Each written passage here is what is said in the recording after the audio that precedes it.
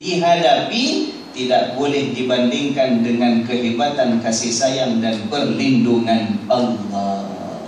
Innahu huwas sami'ul basir. Sesungguhnya Allah itulah yang maha mendengar lagi maha melihat. Subhanallah. Kemudian kita lihat dalam peristiwa Isra Mi'raj. Kita tak nak cerita banyak-banyak, kita ringkaskan. Walaupun ada cerita Nabi itu riwayatnya melihat beberapa jenis azab di dalam neraka, ya kan? Nabi ada diriwayatkan juga melihat beberapa jenis nikmat dalam syurga. Ada peristiwa sebelum berangkat itu Nabi dibelah dadanya, dibasuh hatinya, kemudian ditemani oleh malaikat Jibril. Ada makhluk yang namanya Burak sebagai tunggangan Nabi sallallahu alaihi wasallam. Di Al-Masjidil Aqsa Nabi salat berjamaah dengan nabi-nabi dan rasul-rasul yang terdahulu. Banyak ceritanya. Tapi pada saya, ya tuan-tuan dan puan-puan sekalian, yang kemuncak paling hebat sekali peristiwa yang berlaku dalam Isra dan Mi'raj itu ialah bahawa kita ini sebagai umat yang beriman diwajibkan oleh Allah Subhanahu wa ta'ala untuk apa? Untuk dirikan salat. Satu hari satu malam berapa kali? Diskaun. Daripada asalnya berapa? 50. Dan tinggal.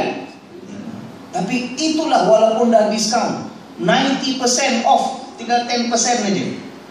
Tapi itulah kemuncak Isra dan Mi'raj pada saya.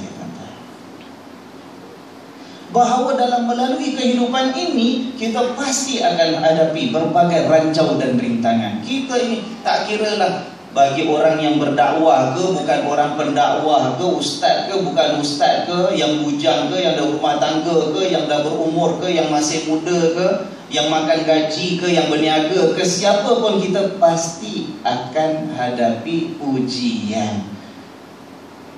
Dan macam mana nak menangani ujian? Kita lihat Rasulullah sallallahu alaihi wasallam daripada satu ujian ke satu ujian ke satu ujian, tapi kemudian kemuncaknya Allah kata dirikan salat satu hari satu malam yang wajib jangan kurang daripada 5 kali.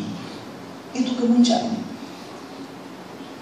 Sehingga kan Rasul sallallahu alaihi wasallam dalam sepotong hadis Nabi mengatakan apa? Nabi kata as-salatu mi'rajul mu'min. Salat itu ialah mi'raj bagi orang beriman. Nabi mi'raj, naik bertemu dengan Allah Subhanahu wa ta'ala. Daripada langit yang pertama sampai langit ke-7 sampai Sidratil Muntaha yang kita tak boleh nak gambarkan rupanya macam mana, nak cerita bentuknya macam mana, tak boleh kita cerita. Nabi saja yang telah melalui itu sallallahu alaihi wasallam. Tapi kita ada mi'raj kita yang diberikan oleh Allah. Mi'raj kita apa? Salat. Dan Nabi tunjukkan contoh, bukan setakat yang wajib yang dibuat oleh Nabi, bukan setakat yang fardu yang dikerjakan oleh baginda, malah Nabi menceritakan sallallahu alaihi wasallam, setiap kali kalau ada perkara yang mendatang merunsingkan fikiran dan hati Nabi, apa yang Nabi buat? Nabi salat sallallahu alaihi wasallam. Dan itu merupakan kerohanian seorang mukmin yang tidak boleh kita abaikan. Kita hidup zaman apa pun, kita canggih macam mana pun, kita dah maju jauh bagaimanapun, apa pun hidup kita. Dah lepas zaman moden, sekarang orang kata dah post modernity, dah lepas moden dah kita ni.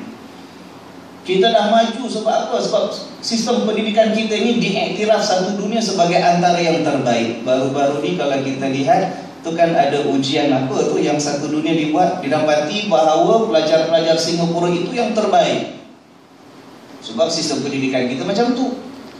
Tapi macam mana pun hebatnya kemajuan kita sebagai sebuah masyarakat, sebagai sebuah umat manusia, jangan lupa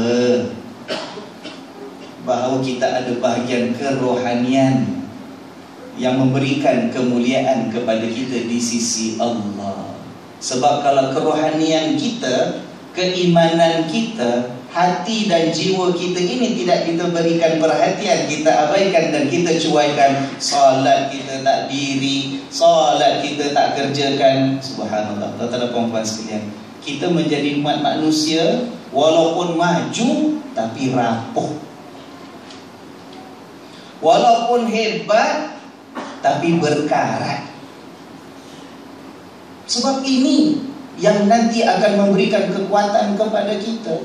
Rumah tangga ya sebagai contoh, bina cinta sama cinta macam mana hebat sekalipun, lautan api kan pura nangilayang macam mana sekalipun, rumah tangganya senang goyang kalau yang di sini tidak kita utuhkan kerohanian kita dengan Allah Subhanahu wa ta'ala. Sebab itu bila orang bertanya, Ustaz, macam mana ya kita hidup sekarang, zaman dunia ini yang penuh dengan musibah, penuh dengan krisis, penuh dengan konflik. Kita mati kutu dengar cerita sana, dengar cerita sini, yang jauh, yang dekat, yang dalam masyarakat kita sendiri, macam-macam masalah. Kadang-kadang kita pun tak tahu apa nak buat, Ustaz. Kita nak tolong pun tak tahu macam mana nak tolong. Paling baru sekarang yang kita sekarang semua cerita pasal Rohingya sebagai contoh. Kita geram, kita marah, kita sedih, kita prihatin, kita kesian. Tapi nak hulurkan derma, yang nak jalankan hulur derma pun masih teragak-agak. Pasal apa? Nak pastikan dulu kita kumpul-kumpul nak salurkan dapat ke tidak. Sebab keadaan belum lagi sesuai untuk sampaikan derma secara selamat, secara pasti.